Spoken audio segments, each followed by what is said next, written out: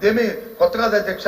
మేలు ఎలక్షన్ జరగడానికి సాక్షాత్తు కేంద్రంలో ప్రధానమంత్రి గారు జూలై నెలలో ఆయన చేస్తే అంటే జూన్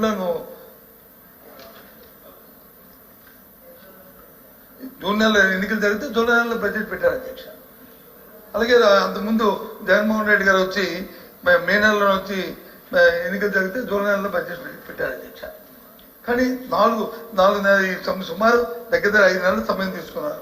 సరే తీసుకున్నారు, పోనీ ఏదో ప్రజలకి ఇంత వాగ్దానం ఇచ్చారు, సూపర్ 6 అన్నారు, లేకపోతే కరెంట్ ఛార్జీలు పెంచమన్నారు, లేకపోతే ఇంకొక కార్యక్రమం అన్నారు, ఇవన్నీ పెడతారు కదా, బడ్జెట్ ప్రతిపాదిస్తారు కదా అనుకున్నాం అధ్యక్ష.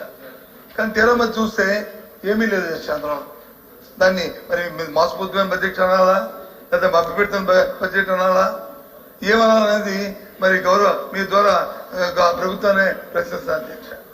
దీంట్లో బడ్జెట్లో స్పెసిఫిక్గా ఉంటుంది అధ్యక్ష. నేను కూడా దీంట్లో 3 సార్లు మంత్రిగా చేస్తాను అధ్యక్ష. ఇండికేషన్ ఇస్తాం, కొన్ని ఈ సంవత్సరం లేదు, వచ్చే సంవత్సరం ఇస్తాం, దాని పై వచ్చే సంవత్సరం ఇస్తాం అనేది ఎక్కడో ఇండికేషన్ చూపెడతాం. కనీసం ఈ బడ్జెట్లో ఇండికేషన్ లేవు అధ్యక్ష. కాదు కదా పైపెచ్చు, గత ప్రభుత్వం వచ్చి కొన్ని లక్షల కోట్లు వచ్చి అప్పు చేసింది, 14 కోట్లు, 10 లక్షల కోట్లు, 14 లక్షల కోట్లు అన్నారు అధ్యక్ష.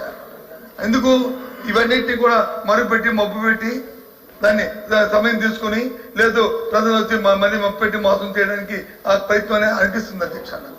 ఎందుకంటే ఒకసారి 14, ఒకసారి 10, ఒకసారి 9 అలాగే నిన్నటికి వచ్చి అయితే మరి ముఖ్యమంత్రి గారు ఇంకో సభలో మాట్లాడుతున్న నేను పత్రికలో చూశాను అధ్యక్ష, టీవీలో చూశాను. 9 లక్షల అండ్ సంథింగ్ కి ఆయన వచ్చి ఫైనల్ గా కంక్లూజన్ ఇదని చెప్పి వచ్చారు అధ్యక్ష. మరి మా తాలూకా మా ఆర్థిక మంత్రి గారు అయితే పెట్టిన దాంట్లో వచ్చి అది లేదు అధ్యక్ష. 6 లక్షల చెరుక్కి ఆయన వచ్చి బడ్జెట్ లో ఆయన చూపెట్టారు అధ్యక్ష ఈ పుస్తకంలో. సీనియర్ గా ఉన్న సీనియర్ సభ్యులు వచ్చి ఆ పక్కన యనమల రామకృష్ణ గారు మరి వారు లేరు అధ్యక్ష, ఇప్పుడు బయట ఎక్కడ ఉన్నారు, వారు వచ్చి మాట్లాడినప్పుడు ఏకంగా ఆయన అయితే ఇంకా సభలో మిస్లీడ్ చేసే తప్పుదో పట్టించే రకంగా ఆయన ఉపన్యాసం ఇచ్చారు అధ్యక్ష. ఆయన చెప్తారు అధ్యక్ష, వెయిట్స్ అండ్ మీట్స్ అంటారు, లేదా పబ్లిక్ బారోయింగ్ లో వచ్చి లోన్స్ తీసుకొచ్చారంటారు, ఇవన్నీ కలిస్తే 2 లక్షలు అయ్యిందంటారు. ఇదని నేను మరి ఆయన చెప్పిందే కరెక్ట్ అయితే మరి ఈ బడ్జెట్ ప్రవేశపెట్టిన ఆర్థిక మంత్రి గారు తప్పు కదా అధ్యక్ష.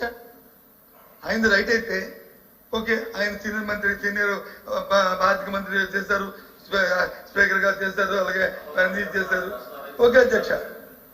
ఆయన ఆయన సభలో మాట్లాడారు. నేను సభలో సారీ బయట మాట్లాడింది ఏది మాట్లాడలేదు సార్, బయట మాట్లాడింది సభలో మాట్లాడేది. అందుకే ఆయన లేదని చెప్పాను, అందుకే ఆయన చెప్పారు అధ్యక్ష. మరి ఆయన చెప్పింది అయితే మరి మా మంత్రి గారు కేశవ్ గారు గౌరవ సభ్యులు ఆయన మంత్రి గారు చెప్పింది మిస్టేక్ కదా అధ్యక్ష.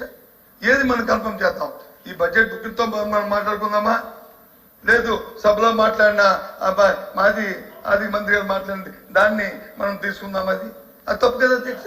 బారోయింగ్స్ అనేవి ఓపెన్ మార్కెట్ బారోయింగ్స్ అనేవి మన జీవితంలో కానీ లేదా ఫార్ములా కానీ ఇది కానీ ఏదైతే షార్ట్ టైం లోన్ తీసుకొస్తామో ఆ లోన్స్ నుంచి మనం తీర్చుకుంటాం అధ్యక్ష.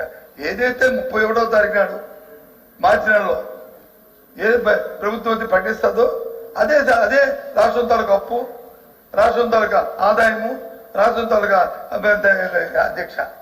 24 సంవత్సరంలో ఏదైతే పెట్టారో అది ఓకే అధ్యక్ష. దాని ప్రకారం మన ఆర్థిక మంత్రి గారు వచ్చి ఈ పుస్తకం ఇచ్చారు అధ్యక్ష. దాని ప్రకారం మనం చూసుకుంటే